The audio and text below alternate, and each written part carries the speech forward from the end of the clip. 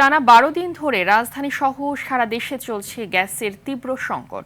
এর নেতিবাচক প্রভাব পড়েছে শিল্প কারখানা সহ গ্যাসের উপর নির্ভরশীল পেশাজীবীদের উপর। আর রান্নার বিকল্প ব্যবস্থা করতে গিয়ে বাড়তি ব্যয়ের বোঝা বইতে হচ্ছে আবাসিকের গ্রাহকদের। মোহাম্মদ সাইমের রিপোর্ট, ছবি তুলেছেন মাসুদ রানা।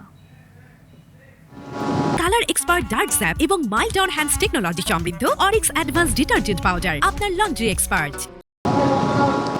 কক্সবাজারে ভাসমান এলএনজি টার্মিনালে ত্রুটির কারণে সরবরাহ ব্যাহত হওয়ায় সারা দেশে তীব্র হয়েছে এলএনজি সংকট।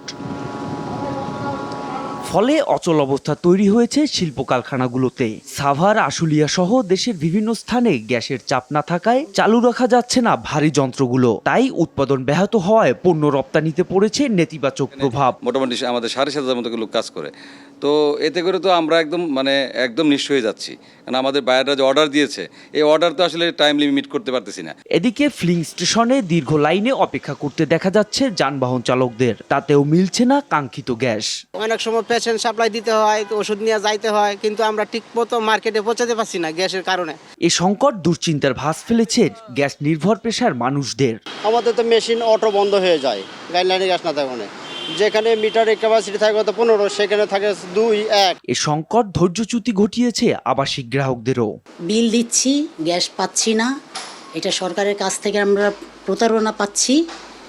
আমরা এই প্রতারণা থেকে মুক্ত চাই। বিকল্প হিসেবে বাসাবাড়িতে ঝুঁকি নিয়ে মাটির চুলা ব্যবহার করছেন অনেকেই। লাকড়ি চুলা দিয়ে রান্না করতেছি, তাই কি করবো, লাকড়ি কাটতেছি। অনেক পরিবার বৈদ্যুতিক হিটার, ইন্ডাকশন চুলা কিংবা এলপিজি সিলিন্ডার ব্যবহার করছে। এতে বাড়তি ব্যয়ের চাপ নিতে হচ্ছে ভুক্তভোগীদের। মোহাম্মদ সায়েম, RTV, ঢাকা।